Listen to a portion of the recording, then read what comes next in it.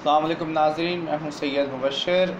मेरे साथ अमेरिका से हर दफ़ा की तरह एलन कीज़लर साहब मौजूद हैं। अस्सलाम वालेकुम सर। वालेकुम सलाम। सर कैसे हैं, ठीक हैं आप? हाँ, बिल्कुल ठीक-ठाक हूँ, अल्लाह का शुक्र है। बहुत खुश भी हूँ आपको देखने से बड़ी चलें। खुशी आती है। चलें, आप थैंक कैसे यू। हैं? मैं भी अल्लाह का शुक्र है, बिल्कुल ठीक हूँ अल्हम्दुलिल्लाह। अच्छा सर, आजकल पाकिस्तान में इलेक्शन होने वाले हैं, 2 दिन रह गए हैं और बहुत गहमा गहमी है हर जगह। अखबार में, टेलीविज़न पे कॉर्नर मीटिंग्स हो रही हैं सब जगह। तो ये जो पाकिस्तान में इलेक्शंस हो रहे हैं, इनको आप किस नज़र से देखते हैं? मेरे नज़दीक ये बहुत ही ज़रूरी इलेक्शन है। शायद 1947 से लेकर आज तक ये सबसे ज़रूरी इलेक्शन है। क्योंकि आम तौर पर सिर्फ़ पाकिस्तान में नहीं बल्कि पूरी दुनिया में, अमेरिका में भी ये इंतख़ाबात में धांधली होते हैं। मतलब जैसे अमेरिका में बहुत कई बार ऐसे हुआ है। सबसे बड़ा मिसाल है जो सब जानते हैं, जो और इसकी स्टडी करते हैं। जॉर्ज डब्ल्यू बुश को सदर बनाया गया था जब वो हार गया था हकीकत में। अच्छा, जॉर्ज तो डब्ल्यू बुश सीनियर या इसके जूनियर? जूनियर जूनियर अच्छा। और ये बहुत सारे चुनाव में ऐसे हुए अमेरिका में भी। अच्छा। तो अच्छा। पाकिस्तान में भी बहुत सारे ऐसे धांधली होते हैं। तो ये मुख्तलिफ तरीके हैं लोगों के वो जीत, लेकिन मेरे नज़दीक अभी कम हो जाएगा इस इलेक्शन में, क्योंकि फ़ौज अभी उसको रोक रही है। इन सब शैतानी लोगों का जो कोशिश है हम्म। कि इलेक्शन को छीन लेना, हम्म। वो उसको रोक रही है पाकिस्तानी फ़ौज। तो ठीक। इसलिए मेरे नज़दीक ये बहुत ज़रूरी इलेक्शन है। सब पाकिस्तानियों को ज़रूर वोट देना है, उन लोगों के लिए जो करप्ट नहीं है, क्योंकि मेरे ख़्याल में अच्छा सच्चा रिज़ल्ट मिलेगा इससे। उतना धांधली नहीं हो सकेगी जैसे पहले होता था, सही सही। पहले होती थी। अच्छा। इमरान खान बहुत ज़्यादा मशहूर हो रहा है, ख़ास तौर से यंगस्टर्स के अंदर, और इमरान खान को बहुत ज़्यादा पसंद किया जाता है। तो इमरान खान को आप किस तरह से देखते हैं? इमरान खान तो अच्छा आदमी है, लेकिन उसकी सियासी पार्टी है। इस सियासी पार्टी की बहुत बड़ा प्रॉब्लम ये है कि जब कभी कोई कामयाब होता है पार्टी, तो फिर उसमें गलत लोग भी आ जाते हैं फ़ौरन। तो ऐसे पार्टियों में बहुत मुसीबतें होती हैं। उम्मीद है कि अच्छे लोग ऊपर आएँगे, लेकिन इसलिए मैं बारंबार कहता हूँ कि पाकिस्तान में, पूरी दुनिया में, हर मुल्क में खिलाफत की ज़रूरत है। खिलाफत का मतलब है कि ऐसे आदमी को सदर बनाया जाता है या ऐसे आदमी को ताकत दी जाती है कि वो कुछ कर सकता है। अमेरिका के सदर आम तौर पर कुछ कर नहीं सकता है, क्योंकि उसके पीछे दूसरे बहुत अमीर लोग हैं, ताकतवर लोग हैं, ख़तरनाक लोग हैं, जो उसको नहीं करने देते हैं, जो वो करना चाहता है। उसके लिए बहुत मुश्किल है। तो ऐसे नहीं होने चाहिए। एक में मतलब फ़ौज को सदर या राजा, जो भी आप बादशाह, आपको जो भी नाम उसको देता है, कोई फ़र्क नहीं, लेकिन वो बहुत मज़बूत होनी चाहिए और पूरा फ़ौज भी उसके कंट्रोल में होने चाहिए, या फ़ौज के कंट्रोल में मुल्क होने चाहिए। फिर ये कोई ऐसे गड़बड़ नहीं हो सकता है जैसे बाहर के नाम नहाद अमीर लोग। बहुत खतरनाक है इस दुनिया में, शैतानी लोग पूरी दुनिया में, हर मुल्क में गड़बड़ करता है। हर मुल्क की हुकूमत को वो अपने हाथ में लाने की कोशिश करते हैं और काफ़ी कामयाब हो चुके हैं। तो इसको रोकने के लिए फ़ौज की बड़ी ताकत की ज़रूरत है। तो मेरे नज़दीक अमेरिका की फ़ौज अभी ऐसे ही हो रही है, ऐसे बन रही है।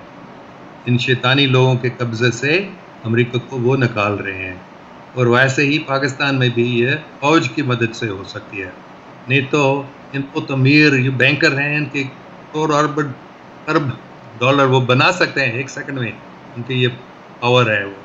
मतलब बिल्कुल गलत है, लेकिन वो ऐसे बनाया चाहिए। तो इतने अमीर है, इतने पैसे है, वो किसी को भी रिश्वत खिला सकते हैं, करोड़ों अरबों डॉलर खिला सकते हैं किसी को, और अगर वो उनकी बात नहीं मानते वो उसको कत्ल कर देते हैं।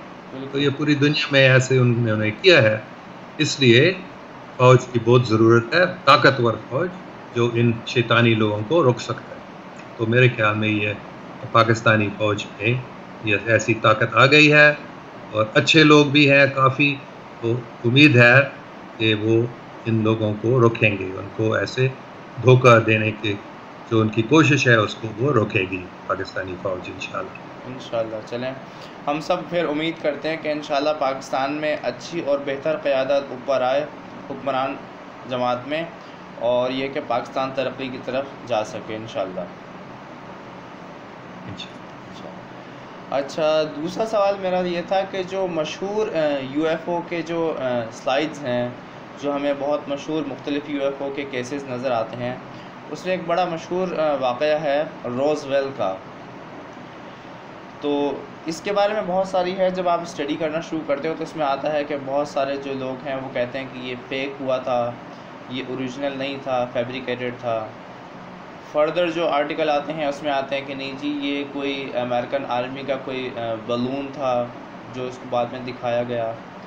और लेकिन कुछ ऐसे आर्टिकल भी आपको नज़र आते हैं जिसमें ये कहा जाता है कि नहीं, ये ओरिजिनल कोई वाक़या हुआ था जिसमें एलियन का स्पेस शिप आया था, उसने क्रैश लैंडिंग की थी, उसके बाद वहाँ पर उस शिप के अंदर से कोई 2, 3 या 4 बॉडी रिकवर भी हुई थी।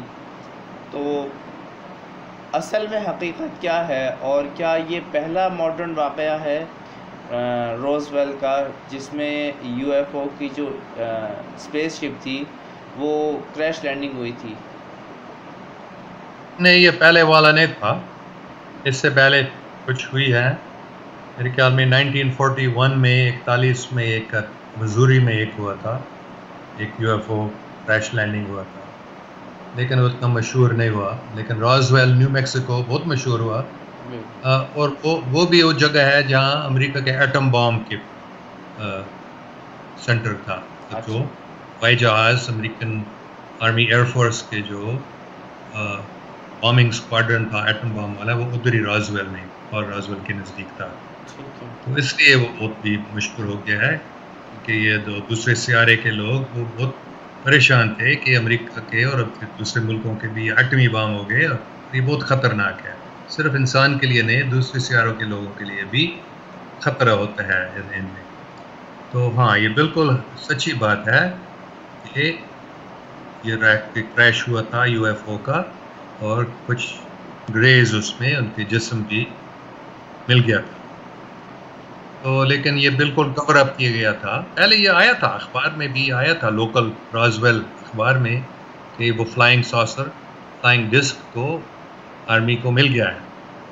लेकिन फिर आर्मी या बल्कि हुकूमत की फैसला हो चुकी थी कि इन बातों को छुपाना है।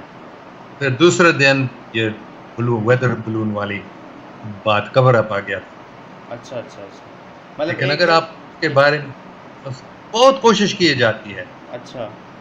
विकिपीडिया में और इंटरनेट के बहुत सारे साइट्स में आपको ये कवर अप की कहानी मिलेगी कि ये सिर्फ एक वेदर बलून था, नहीं। अच्छा। अगर आप उसको अच्छी तरह से स्टडी करते हैं, बहुत सारे लोग जो उनको देखा था कि कोई वेदर बलून नहीं था, बहुत बड़ा निशान भी था जहाँ क्रैश हुआ था। तो वेदर बलून का ऐसे कोई बड़ा बहुत लंबा सा ऐसे ज़मीन में एक डीप मतलब गहरा निशान, मतलब, और उसके भी फोटोज हैं, उसके ऊपर कुछ भी लिखी हुई थी। ये जो है इस ज़मीन के कोई ज़बान में नहीं था। तो ऐसे ही बहुत सारे प्रूफ्स हैं इसके। तो ये तो बहुत साल से ये कवर अप किया जा रहा है, मतलब इस हकीकत को छुपाने की कोशिश में लोग, हुकूमतें लगे हैं, उनके मुख्तलिफ वजह हैं। जैसे कि वो यूएफओज़ के जो टेक्नोलॉजी है, जब वो सबको मिलता है तो फिर ये तेल का, ऑयल इंडस्ट्री का जो हर साल बिलियंस ऑफ डॉलर्स कमाता है, ये ख़त्म हो जाएगा। इस तेल की कोई ज़रूरत नहीं रहेगी जब ये ज़ीरो पॉइंट एनर्जी या फ्री एनर्जी जिसके ये यूएफओज़ चलते हैं आमतौर पर, तो इसलिए वो ये लोग नहीं चाहते हैं कि ये निकल जाए, इंसान को मिले। ठीक, ठीक, और मुख्तलिफ और भी वजह है।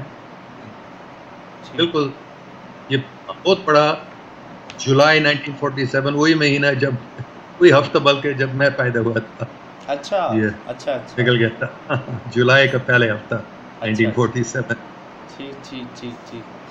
अच्छा, ये कब प्लान हुआ है कि ये जनरल पब्लिक में यूएफओ की एग्जिस्टेंस नहीं बताई जाएगी? क्या ये 30s में प्लान हो गया था या आफ्टर सेकेंड वर्ल्ड वॉर के बाद ये प्लान हुआ? ये कब प्लान हुआ कि जनरल पब्लिक में इनकी न्यूज़ नहीं आएगी? हाँ, ये 1940s के आखिर में और 1950s के शुरुआत में ये सब फैसला हो चुका था। अच्छा, अच्छा। ये चीज़ लोगों को पता नहीं होना चाहिए। ये किसने किया था? जर्मन्स ने किया था फैसला, अमेरिकन ने किया था, रशियन ने किया हाँ, था? जर्मन्स ने भी किया था। जर्मनी में ये सबसे पहले ये यूएफओ बनाने की टेक्नोलॉजी मिल गई थी इंसान को ठीक, ठीक। 1930s में। अच्छा, लेकिन उन लोगों ने भी फैसला किया इसको छुपाना है। तो अमेरिका को जब मिला था 1950s में, 1940s के आखिर और 1950s में, हाँ, हाँ। तो उन्होंने भी यही फैसला किया कि इसको छुपाना। ठीक, ठीक, ठीक, ठीक। अच्छा, उस यूएफओ के अंदर से जो ग्रेस रिकवर हुए थे, क्या वो ज़िंदा थे या वो ख़त्म हो चुके थे, और कैसे लगते थे? मतलब बॉडी वाइज वो कैसे थे? भाई 4 फुट 3.5 छोटे थे, अच्छा, मतलब 1 या 1.5 मीटर लंबा, उससे लंबा नहीं। ठीक है। और बड़े आंख वगैरह, उनके फोटो भी हैं। अच्छा, उनकी फ़ोटो हैं? हाँ, और अगर उससे नहीं कोई दूसरे क्रैश से कुछ जिंदा भी मिले थे, अमेरिका की मिलिट्री को मिला। अच्छा, ठीक, ठीक।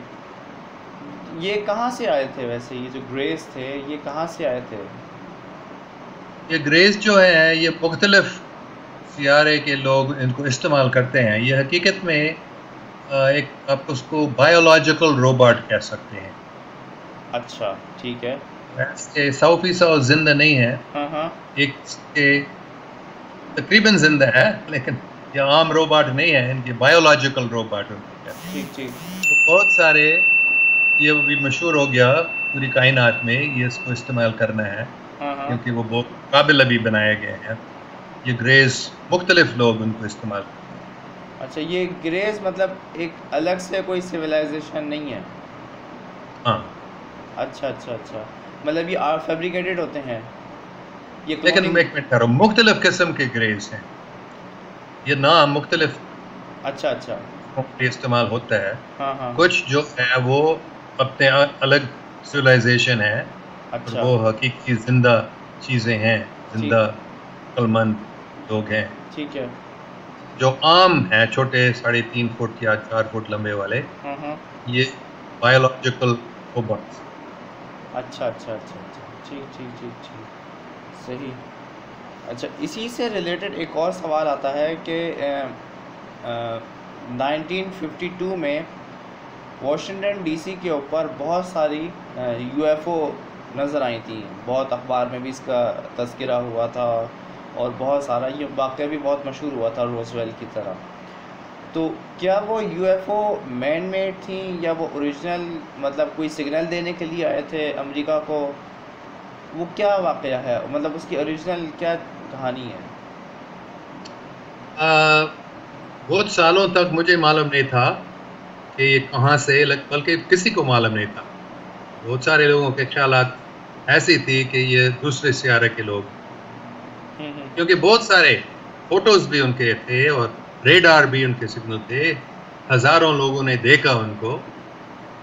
तो लेकिन अभी बस पिछले 2 साल से शायद मुझे पता चल गया है कि कोरी गुड के और एक्सोपॉलिटिक्स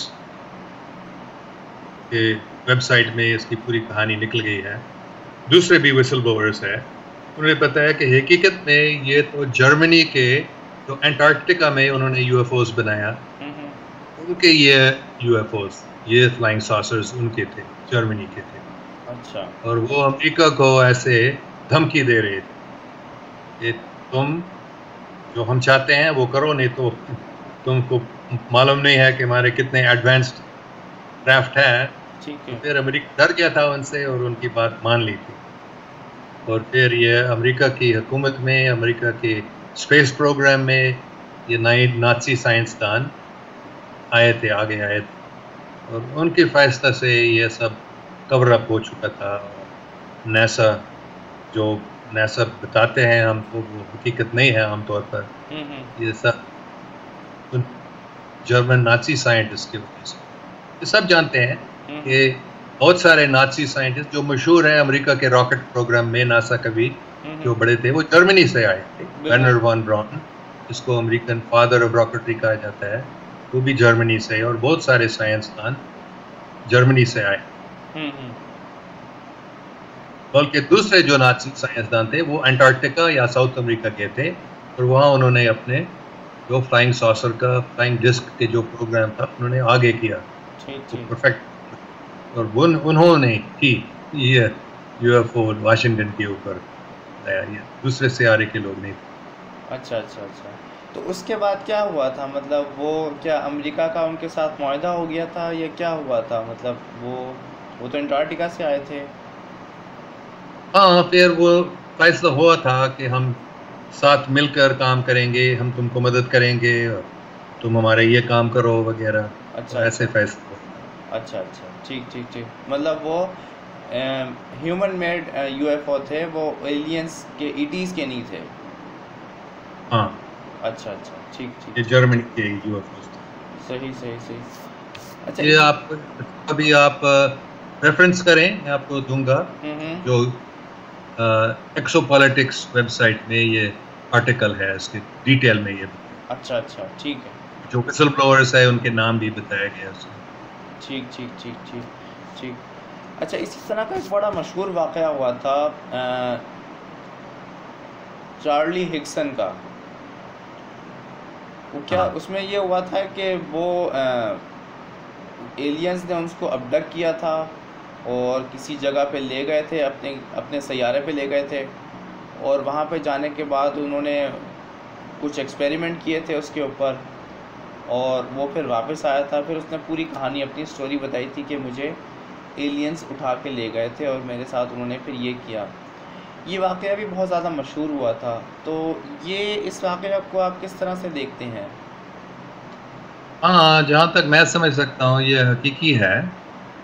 ये मतलब चार्ली हिक्सन जो थे, अभी वो 80 साल की उम्र में कुछ साल पहले मर गए, लेकिन वो बहुत अच्छा आदमी था और वो अमीर आदमी नहीं था, मतलब वो इतना ज़्यादा एजुकेशन भी नहीं था, तालीम याफ्ता नहीं था, लेकिन वो और एक दूसरा आदमी वो मछली पकड़ने के लिए बाहर गए थे एक दिन, तो उनको कुछ लोगों ने उठाया और ले लिया, दूसरे सियारे के कुछ लोग। और वो दोनों डर गए थे और इससे भी वो डरे दोनों के। तो क्या हम बताते हैं, वो लोग सोचेंगे हम पागल, तो बताना नहीं चाहते, लेकिन आखिर में उन्होंने बताया वो पुलिस को, और पुलिस ने भी सोचा ये आदमी पागल है या शराब पिए हैं। लेकिन आखिर में फिर पुलिस होशियार है, उन्होंने उन दोनों को अकेला छोड़े, लेकिन एक छुपा हुआ टेप रिकॉर्डर। अच्छा। फिर मैं सोचा अभी ये पता चलेगा, ऐसे बात करेंगे कि नहीं है हमने उनको, कैसे वो सब हमारे झूठ को मानते हैं, नहीं।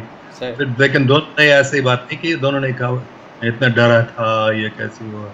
मतलब ये हकीकत, बिल्कुल हकीकी बात है कि ऐसे उनको हुआ। तो और ये जब तक मैं समझ सकता हूँ, ये सीरियस एक सियारे के लोग थे। अच्छा। और वो खराब नहीं थे, बल्कि वो आप कह सकते हैं साइंसदान जैसे थे, यहाँ आए थे कुछ स्टडी करने के लिए, मालूमात करने के लिए। अच्छा। और बाई चांस उनको उनसे लोगों से मिला था, या वो पहले से ही ये मतलब अच्छा आदमी था चार्ली हिक्सन। वो चाहते थे कि अपनी ज़िंदगी में दूसरों की सेवा, दूसरों की खिदमत के लिए कुछ करूं, ऐसे वो उसका ख्याल था।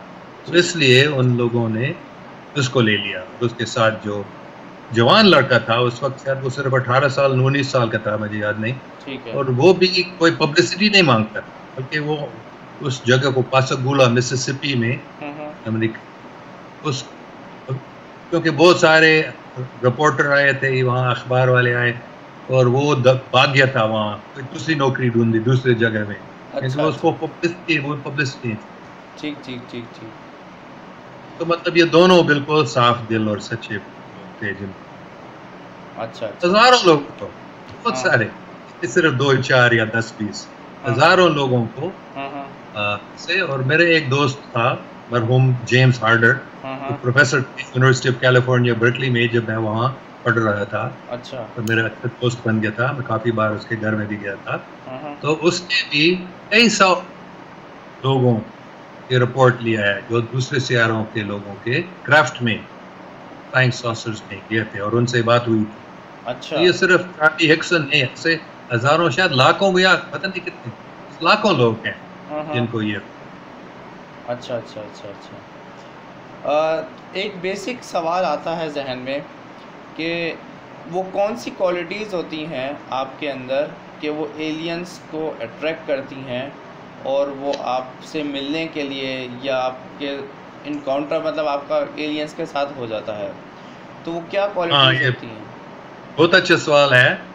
और वही प्रोफेसर जेम्स हार्डर, उसने अमेरिकन हुकूमत, मतलब कांग्रेस के सामने भी टेस्टिमोनी गवाह दी थी 1968 में मेरे ख्याल में। अच्छा। क्योंकि वो साइंसदान भी थे, इंजीनियर थे, और कांग्रेस ने इनको बुलाया था कुछ सीखने के लिए ईटीज के बारे में। तो डॉक्टर हार्डर ने ये बताया था कि कुछ क्वालिटीज है उन लोगों के जो ईटीज से मिलते हैं, मतलब ईटीज से कौन से लोग को ढूंढते हैं, कौन से लोगों से मिलना चाहते हैं। ठीक है। तो ऐसे लोगों को कुछ सिखाना चाहते हैं। तो बहुत सारे दूसरी भी उनकी खूबियां थी, लेकिन ये 4 थे जो जेम्स हार्डर ने बताया था। अच्छा। या बुलंदी पसंद लोग, जो अच्छा। अच्छे सोचने वाले लोग हैं। ठीक है। और जो काफी रूहानी तौर पर तरक्की याफ्ता लोग, अच्छा, उनसे बहुत ज्यादा कांटेक्ट करते हैं। ठीक है। और जो माहौलियात के मुताला, मतलब इकोलॉजी पसंद है, मतलब इस जमीन को, जमीन की हिफाजत करने वाले लोग। अच्छा। जिनको अच्छा नहीं लगता है कि इंसान पानी को, जमीन को, जानवरों को, परिंदों को तकलीफ दे रहा है, या खासकर समुद्र में जो मछली वगैरह है उनको तकलीफ दिया जा रहा है पोल्यूशन के जरिए। तो जो लोग इन चीज़ों से लड़ते हैं, मतलब इन चीज़ों को ख़त्म करने की कोशिश में लगे हैं, तो पूरी ज़मीन के माहौलियात को अच्छा रखना चाहते हैं, ऐसे लोगों को भी ईटीज़ आमतौर पर कांटेक्ट करते हैं। और आखिर में जो आलमगीर अमन के लिए कोशिश करते हैं, आलमगीर अमन पसंद लोग, ऐसे लोगों को ईटीज़ ज़्यादा कांटेक्ट करते हैं, मतलब जो अच्छे ईटीज़ हैं, जो अच्छे ईटीज़ हैं। 90, पता नहीं, कोई लोग कहते हैं 75, कोई कहते हैं 90, 95 या 98% जो दूसरे सियारों के लोग हैं वो अच्छे हैं। बिल्कुल बिल्कुल। इन सबको मदद करना चाहते हैं, या कम से कम वो खराब नहीं है। 95% आमतौर पर कहा जाता है कि वो पॉजिटिव हैं। हाँ, जेम्स हार्डर ने भी ऐसे, क्योंकि कई सौ लोगों से उन्होंने इंटरव्यू लिया है और उनको पता चल गया उनसे कि हाँ, इन लोगों ने हमको डराया नहीं, कोई तकलीफ नहीं दी है, बल्कि हमको मदद की थी, अच्छी बातें बताई। तो ज़्यादातर ऐसे लोगों को ईटीज़ कांटेक्ट करते हैं, अच्छे जो साफ दिल वाले ईटीज़ हैं, इंसान को मदद करने वाले जो हैं, वो ऐसे लोगों को कांटेक्ट करते हैं और उनको कुछ समझाते हैं कि कैसे आलमगीर अमन को हम कायम कर सकते हैं। ठीक ठीक ठीक। अच्छा, आपने भी, आपके बारे में भी बड़े वो हैं कि आपने भी बहुत सारे ईटीज़ से आपकी मुलाकात हुई है, आपने स्पेस में भी ट्रैवल किया है, और आप सूरज पे भी गए थे, बहुत सारी आती हैं। तो आपने जिन ईटीज़ से आपकी मुलाकात हुई, उस वक्त आप डर गए थे, घबराए हुए थे, कॉन्फिडेंट थे, या आपकी क्या फीलिंग्स थी जब आपके सामने कोई इस ज़मीन की मखलूक नहीं खड़ी हुई थी, तो सामने दूसरी मखलूक थी, तो आपकी फीलिंग्स कैसे थी? बस अल्लाह का शुक्र है मुझे कभी ये खतरनाक या डराने वाले ईटी से मैंने नहीं मिला। एक दो बार मैंने देखा लेकिन उनसे डरा नहीं। लेकिन ज़्यादातर वो सब बहुत अच्छे बल्कि प्यारे लोग थे, मोहब्बत वाले, बहुत अच्छे थे जिनसे मैं मिला। और ज़्यादातर हकीकत में क्योंकि मेरी दिलचस्पी इन चीज़ों में है, रूहानियत में है, तो ऐसे इस दुनिया के अंदर भी या इस यूनिवर्स, इस कायनात के अंदर भी जो मुख्तलिफ़ किस्म के लोग हैं, मैं उनसे ज़्यादा ताल्लुक़ नहीं रखते हैं, बल्कि मैं रूहानी आसमान में जाने की कोशिश हमेशा करता हूँ। वहाँ ज़्यादातर मैं जाना चाहता था और चाहता हूँ शुरुआत से। अच्छा, आप जिन ईटीज़ से मिले वो जैसे 3-4 दफ़ा आपका इनकाउंटर हुआ ईटीज़ के साथ, तो वो सब क्या अलग-अलग थे या एक ही जगह के लोग थे, ये सब अलग-अलग थे? मतलब इस जिस्म में जहाँ तक मुझे याद है सिर्फ 3 बार ईटीज़ से मैं मिला हूँ। और पहले 2 बार, पहले जब मैं 9 साल का बच्चा था, दूसरी बार जब मैं कोई कितने 45 साल का शायद था। वो दोनों टाइम वो एक ही यूएफओ से मिला था और उसके कैप्टन जो थी एक औरत थी। अच्छा। तो और उसके साथ जो थे वो उनसे छोटे थे, शायद वो ग्रेज थे, मुझे मालूम नहीं, मैंने उनको ज़्यादा देखा नहीं। लेकिन तीसरे बार में मैंने मुख्तलिफ किस्म के ईटीज़ को देखा था। अच्छा। कुछ जो इंसान जैसे दिखते थे और काफ़ी जो इंसान से अलग थे। हाँ। जो इंसान से अलग होते हैं वो कैसे नज़र आते हैं? मतलब वो जानवर की शक्ल के होते हैं, वो परिंदों की शक्ल, मतलब वो कैसे होते हैं देखने में?